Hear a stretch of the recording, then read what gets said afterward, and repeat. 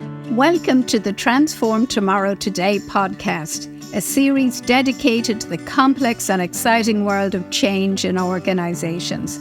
We are your hosts, Linda McLaughlin and Catherine Tano, and are both global experts in organization development and change management, working across 5 continents. We help organizations navigate the challenges of transformation successfully, using our expertise as consultants and master coaches over many decades. In this podcast series, we invite leaders who are at the forefront of transformation to share their own stories and reflect on the lessons learned with changemakers like you. Following each interview, we analyze the case and summarize the key messages and takeaways. Welcome to our community of inspiring changemakers, transforming tomorrow today. Today, we are delighted to welcome Valerie Robert, who is currently the Chief Human Resources Officer for Nespresso, based in Switzerland.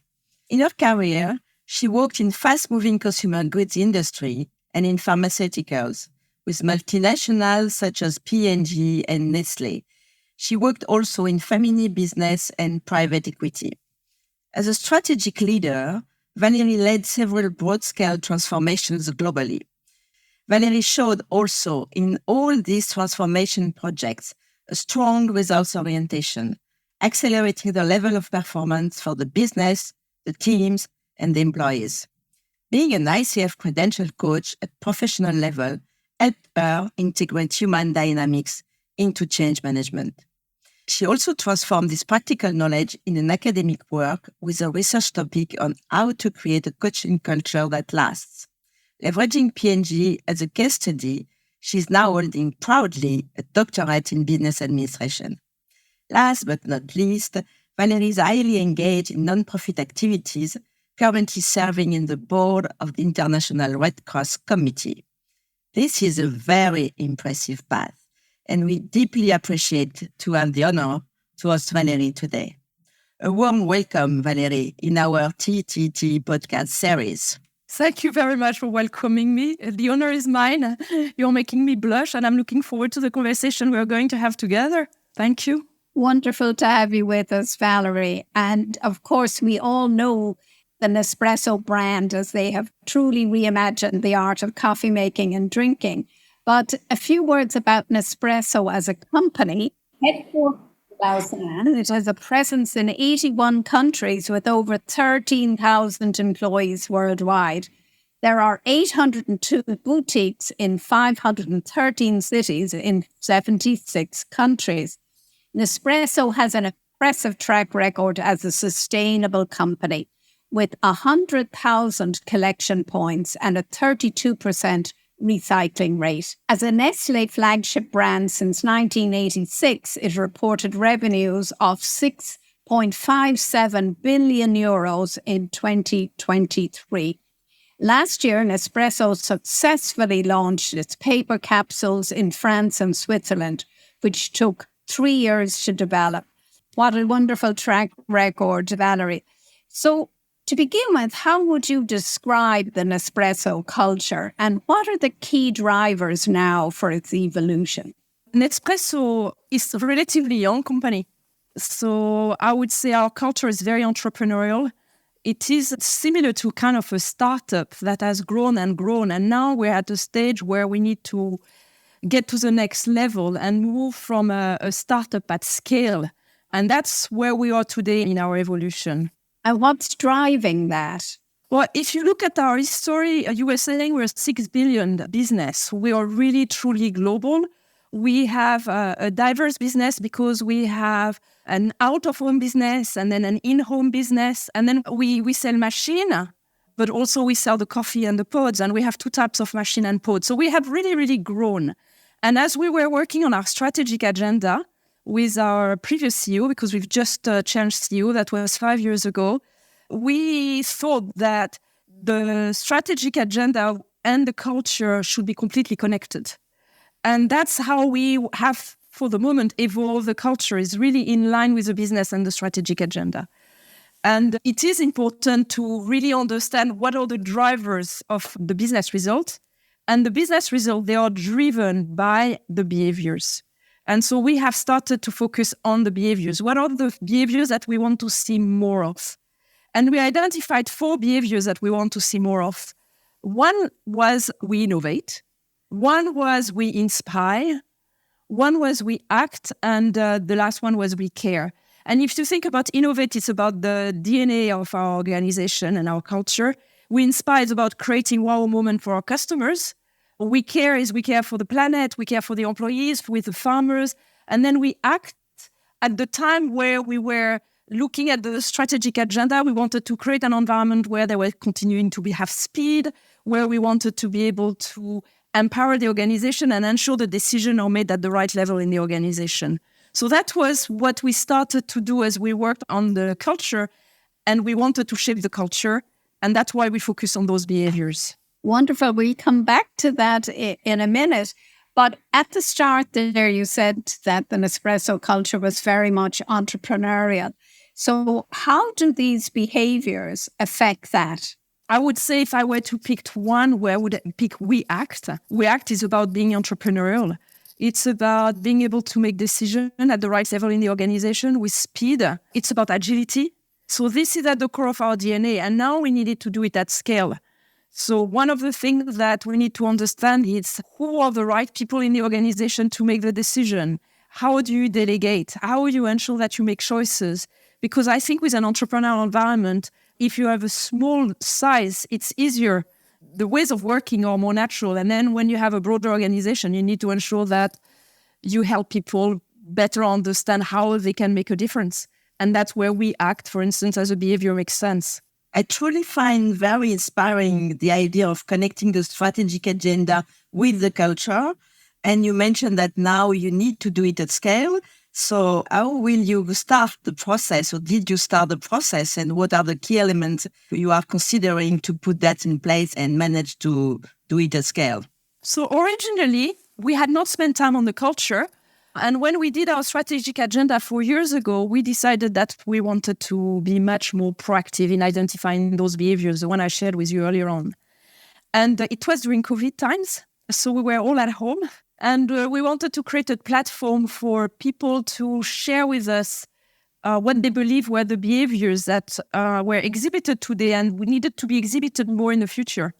And we used a platform and we got feedback for over 1,000 employees everywhere in the world, people in the boutique, people in the manufacturing. We did them in French, we did them in English, we did them in Spanish. And this tool helped us get feedback on behaviors. Originally, with a leadership team and with a small team, we had identified 3 behaviors that we wanted to see more of. We delight, we care, and we act. And the feedback was people really loved We Care and We Act. They could relate to it. They didn't feel as much connected with We Delight. I guess the word did not mean enough everywhere around the world. And when we listened to what they were wanting to tell us, they were talking about inspiration. They were about creating surprises, creating wow experience for our customers and our consumers. And then when we thought about leadership, for us with Inspire was being able to have a vision. And at this stage, we wanted to be even more transparent in leadership in our organization. So we changed the word We Delight and we moved it into We Inspire. The other thing is that people were telling us that part of our DNA, the concept of being entrepreneurial, was that we were pioneers. Innovation was our core. And they felt that in the 4 behaviors or in the 3 behaviors originally that was missing. So we included We Innovate. And then in our small team, what was very interesting is that we wanted to make those 4 behaviors part of our daily life, embedded in our ways of working. And for that, they needed to be memorable. And so we created the acronym, which is now ICAN, because I for innovate, C for care, A for act, and we created N for innovate and I for inspire. We had 2 I's, so we used the N of innovate, the double N. And so it says ICAN, and it's working very well. It really resonates with everybody in the organization. I think today you would wake up anybody in the middle of the night, you will have more than 80% in the organization would tell you what are those 4 behaviors. And that I can tell you for sure, because we did an employee survey after a year and a half, and then we just did one. And after a year and a half, we had 80% of all our employees globally who could tell us what were the behaviors we wanted to see more of. They would tell us what is needed for that to come part of our daily life. At least for me, it's success, because if you had asked me at the start of the journey, what would the percentage be? I would have told you if we get 50% of the organization, that would be already tremendous. But it resonates so much because we created it with the organization. Then they own it. We own it. It's part of our DNA and our ways of working. That was amazing. 80% of answer after 1 year. It's really a very impactful program. And it means that your DNA is there, is embedded by everyone. And what about the leadership role in embodying this culture? So the leadership could see that it was resonating, that people were rallying behind those 4 behaviors. And there are a number of things that we have done to embed that in the ways of working. One of them is we developed a recognition platform, and people can share appreciation with one another, with their peer, with their manager, with their direct report. This platform is global, so you can do it across the world. And the platform is focusing towards saying thank you using the 4 behaviors. And this is very much used, and it starts at the top. All of us are using it. Myself, I have a weekly ritual, which usually on Friday morning, I spend 20 minutes to think about what happened in my week and who are the people I want to say thank you to, because they have exhibited those behaviors. People appreciate that. Valerie, about the ritual, obviously it's a common English word, but I reckon it has a very specific meaning when it comes to culture development. So can you tell us a little bit more about what ritual really means here and give us some examples? So we felt that we have lovely posters, really nice poster. We have embedded the ICANN behaviors in our boutique. That's something we did really, really well to market it internally. That probably also helps to make it memorable and to have people remember it and have this 80% we were discussing earlier on. Now, if it's only a piece of paper on the wall, this is not really what success looks like, at least for me. So we really discussed with the leadership team and concluded that we wanted it to be embedded in our ways of working. And that's, for instance, why we created a recognition platform. And the only way, or one of the ways that we thought about putting it in the ways of working was to create rituals.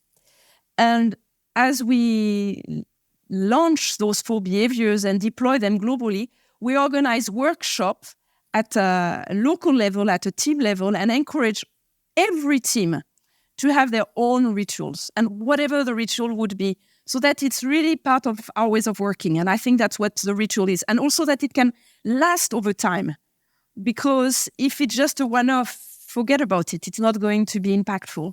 So I'll give you the 2 rituals that we have as a leadership team globally. We have 2 half-days meeting every month. And the first half day, we spend time understanding the consumer. So we look at everything that is happening around the consumer. We do a deep dive on social media.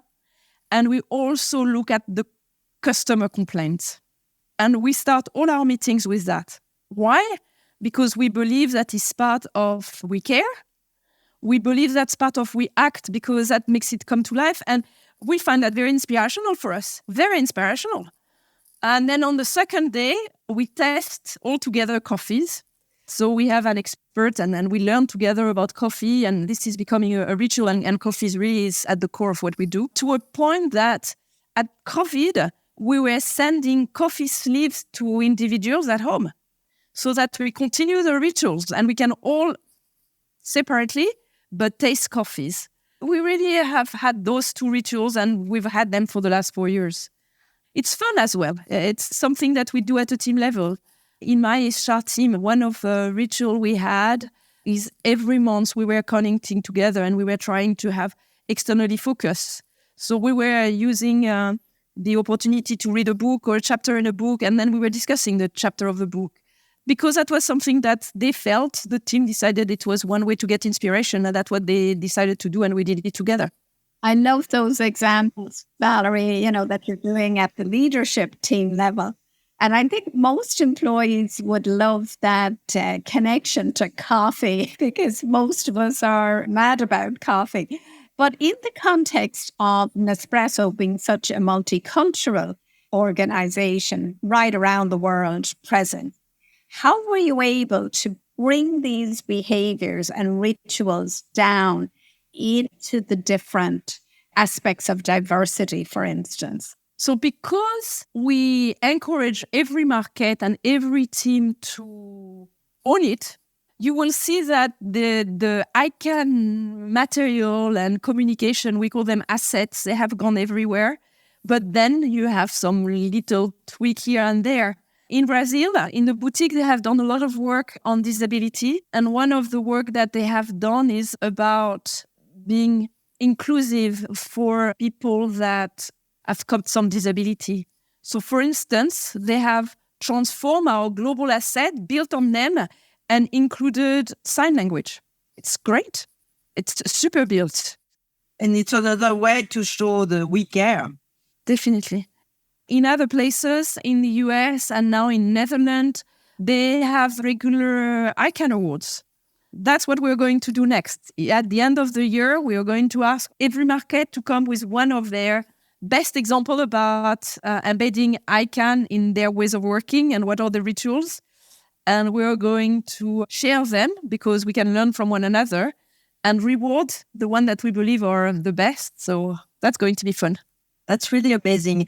And we can feel that you are very proud of that, and we understand why.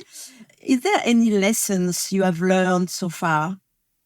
On the things that I would do again an engagement on what the behavior should look like. So obviously you need to talk to the leadership team and understand it. We had a small team representing different parts of the organization helping us there, which I would do again. And then getting the feedback from everybody globally, I think it's super great. So that I would do. Why? Because I think it is easier for people to own it. Because this is not HR or it's not Valerie's behaviors. They are ours. And that, I think, is making a huge difference.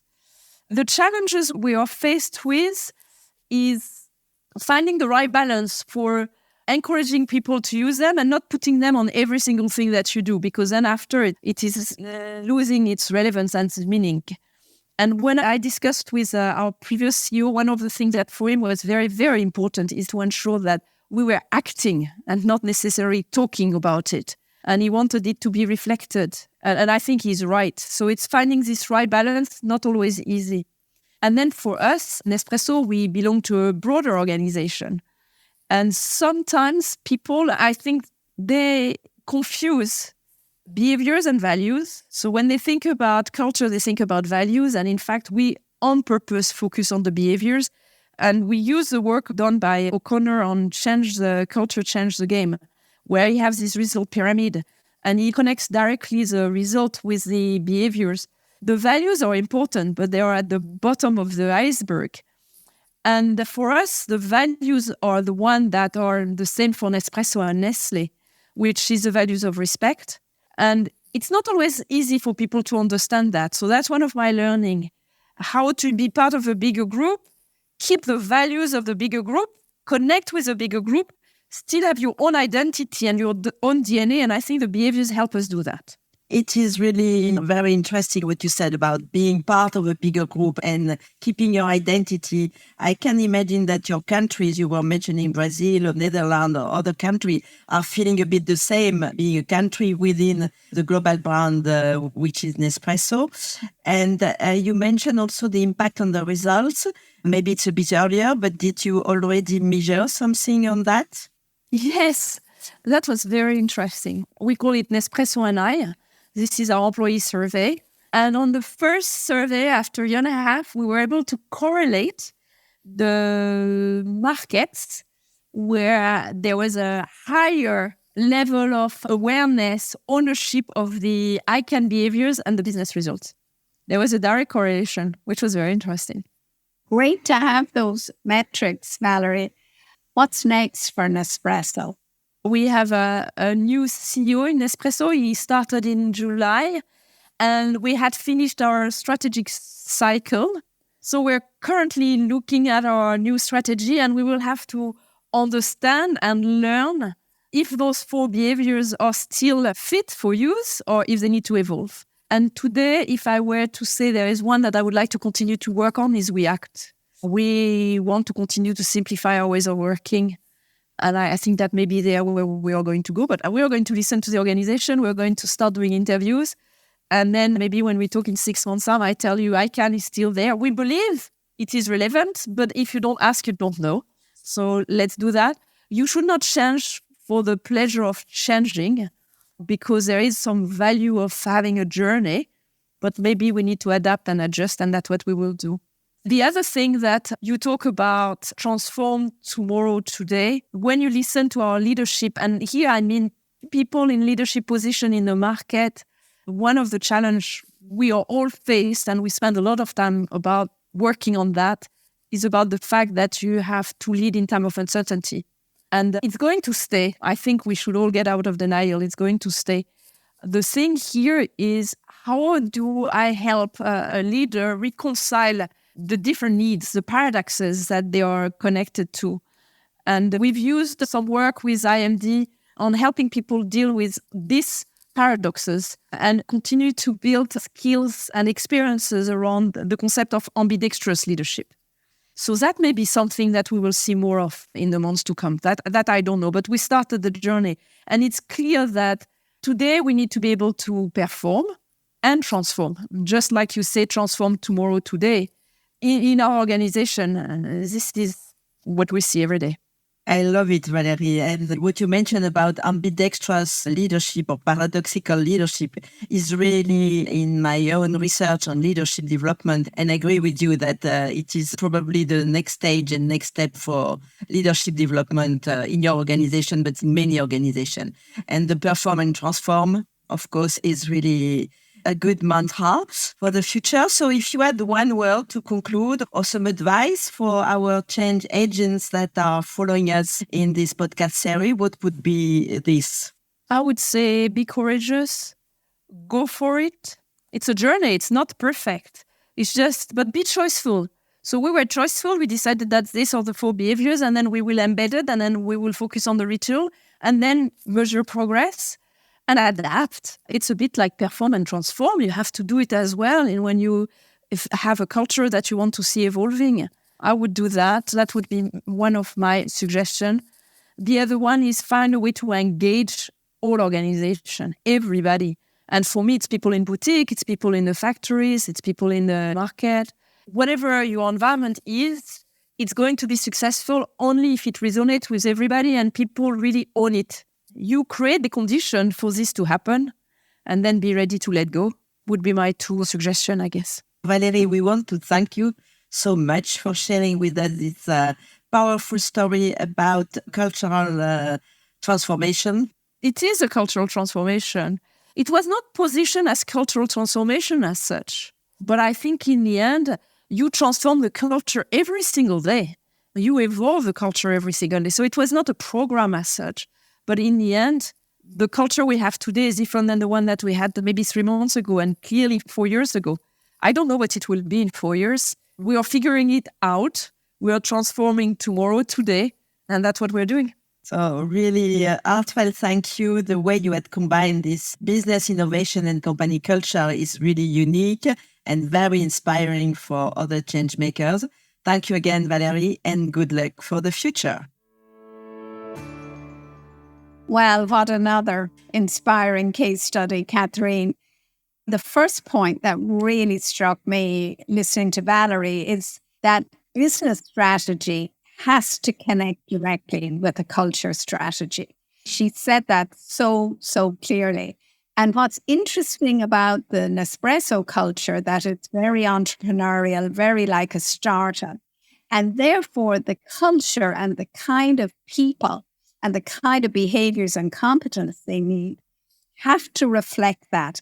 I guess most entrepreneurial cultures are very close to their customers. And again, throughout this podcast, she referenced how very much they're listening to customers all the time and getting feedback from the bottom up, and how the leadership at least once a month, sit with customer complaints, customer feedback, and let that shape their meeting agendas. That was really powerful for me. Yeah, I agree. And this feedback culture is also visible in the process they have put in place to collect the behaviors. The fact that they have done this very inclusive research all over the world throughout the employees, engaging the people, organizing workshops, identifying from the bottom up the key behaviors to reach out with these four: innovate, act, care, and inspire. It's really very inspiring. And it is, as she said, a key factor for success for the rolling out. They didn't have to force this behavior to be rolled out because they were already embedded by everyone in the organization. The people recognize themselves already in those behavior because they have contributed to create. So that was very, very powerful. Yes, I agree. And I thought it was interesting how such a complex task of culture change and was distilled in a way that was simple for staff right around the globe to latch on to. You know, the little catchphrase that she said had 80% recognition within a short space of time. Because we know from the value work we often do in organizations, Catherine, that people struggle to remember those values. And then the fact that the behaviors had to be represented by rituals, because she said, we want to take it off the page. We want it to be sustained, to be embedded. And I think the clever thing there was that the rituals were defined at local level by the teams themselves. So in that way, it allowed it to be flexible depending on where in the world you were, what was meaningful to that team. It reflected their role, their focus. And the fact then that there were award systems and reward systems for people who came up with meaningful rituals that were embed the actual behaviors that were required. I thought it was a really well thought out culture change program. And probably this recognition every day, every week that people are receiving from their natural behavior on the field, on their daily life, is really what is driving the business result. Because we all agree in listening to the assumption that business results are driven by culture and behaviors. But what I think it's very powerful here and inspiring for others, that they were ready to measure the market results and the business performance in the countries where people were completely aligned and completely embodying the ICANN behavior. So I think that this measurement of concretely market results, performance results, and financial results linked to the culture is really powerful. Yeah, and again, that measurement link having to feed into the leadership style and the leadership process. And Valerie alluded to paradoxical leadership, or I think she called it ambidextrous leadership, where leaders have to focus on the operational side, which is represented by A for act, and then the other side, which is the inspirational innovation side, and how you can do both simultaneously and keep focus on both. And then what struck me was, despite having done all this very foundational work on the culture, how open she was to rewrite the story if needed, because the culture was truly evolving. It was truly a living thing. And therefore, with the arrival of a new CEO, customer needs changing, sustainability agenda, that yes, she said, maybe we go back to the people and we ask them again about what behaviors matter. And that's really exactly the core of any kind of transformation.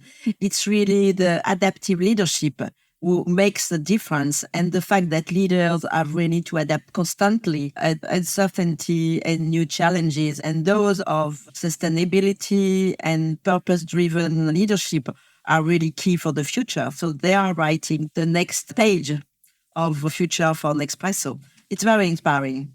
So I think when we both look at the Nespresso machine in our kitchens or drinking espresso coffee, we're going to have a completely different angle on it this time.